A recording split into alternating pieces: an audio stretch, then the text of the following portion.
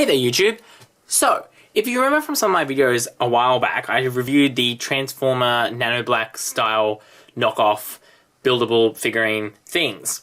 Now, those I actually got from a market in Thailand. When I was in Thailand, I also got the chance to check out one of the, I think it's a Japanese chain, the Daiso stores.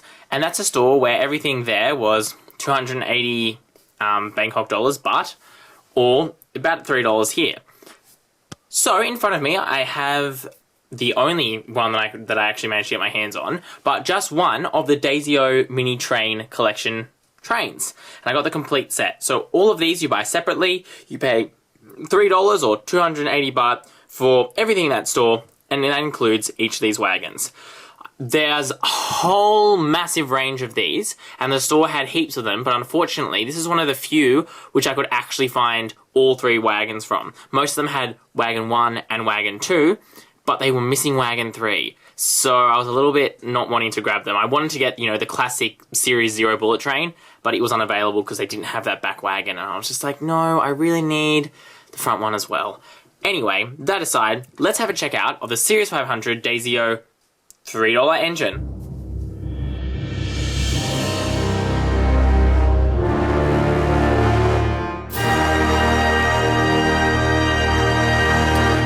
So the first thing I want to show is the packaging. Now these guys, if you Google XtremeTrainz, they'll show you on YouTube or even just on Google search, you'll see a massive way they display these. But they hang them up like so. It's a really interesting design. You can see here, it makes it very clear there are 3 parts. There's a lot of writing that I have no idea what it's saying. Collect the whole complete set. Some more blah blah here that I really don't know what's going on. And then a whole lot of stuff which I just, don't know what's being said, unfortunately. Yeah, there's a lot of stuff here that I don't really know what I'm talking about if I try and say, but if you want to have a read of that, you can try and pause the video and take a look at those. The main thing is just got a very basic packaging, clear style window, which exposes the train inside. So, that's done. Let's actually get out the toy. Alright, so in front of me are the 3 components of this train. Now the first thing I want to say is that each came with its own little instruction manual, which is really cool because it actually has instructions for how to use all 3 of the wagons, which I think is really good considering you only get, one wagon in each actual packaging.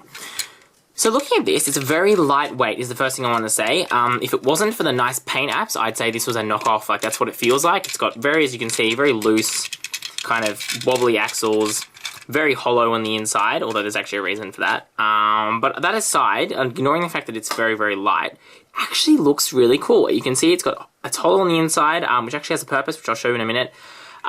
It's got that printing on the side there. You've got the nice relief details of the doors and all this stuff on here in the undercarriage. You've got the yellow headlights. You've got the dome driver's canopy thing. Got some markings on the top, actually nicely detailed. What's cool about the 2 end wagons is you can actually push the thing, pull the tops off, and you see there's actually seats on the inside, and even driver's compartment, even though there is actually no see-through driver cabin. And if you go back to the stores, I didn't see any when I was there, but I wasn't looking for them. You can actually purchase little figurines which sit down in these seats so that your trains have a driver and passengers, which I think is really, really cool. I'm just going to put it back together. So that just kind of clips on. A little bit of a pain to try and get them to fit back together because it's a little bit, as I said, everything's a bit small. But there you go. So ideally, you'll be able to see passengers inside there. The end wagon's exactly the same. The only difference being it has red painted lights, which is where the differentiation comes in. Very, very nice. You can see, if you have a look, this one's a bit misapplied. They're not quite filled in. Actually, no, never mind. They're both like that. So maybe that's what they're supposed to look like. I don't know. Either way, you can see that again. It's exactly the same thing, but it's got the red tail lights, which is nice. In the middle is where the action happens. The middle of these is the motor car, which is a little bit strange to me, being a TOMY fan. The motor cars are not usually in the middle, so that's kind of interesting. So that's the way they've done this one. You can see that from the outside, again, same kind of detailing. This one's filled in on the inside because the motor's in there. You've got the pantographs, or where the pantographs would be, which is nice. Appreciate that detailing there. Again, same kind of stuff with all that relief on the side and just the paint stripe. Quite simple, overall effective. Again, we open up the inside. You can see there's the battery compartment. Very simple. Looks like it's going to be a very simple motor. Power is just 1 axle, but the axle does have some traction tires on there, so you shouldn't have too much trouble with getting this train to work the way you want it to. Alright, cool. Now before I give this a little bit of a run, we'll just have a look at the coupling mechanism. On these guys, it's the case that the individual ones clip onto the outside one. So this is not a train that you can make. You can't make a two-part train. You need to have this middle wagon. So if we do that now, you can just see they just clip in like so.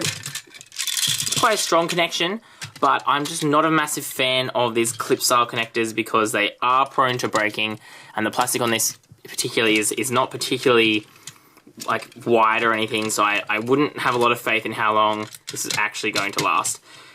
Now I actually have, this doesn't roll either. I mean, you can pull it along if you want, because it's only got one powered axle, but the gearing in the motor means it doesn't roll by itself, kind of like Trackmaster 2. I mean, what? Now I actually have no idea which way is forward for this. I don't know which way this carriage is meant to go. So I'll grab some batteries and power it up. Because these trains, although they do have their own track system, which unfortunately I wasn't able to purchase when I was there, also run on the TOMY Blue Rail track. So, now that we've had a look at the little engine itself, I'll grab some batteries. Alright, so I've set up a little circuit with my TOMY track. The problem is that straight away, even though these end wagons fit perfectly fine, the actual motor carriage doesn't seem to want to sit properly on the tracks. Like, so if I finally kind of sit it in there and switch it on, you can see straight away disaster is coming. Bam, derails. Whoop. Let me see if I can, nope.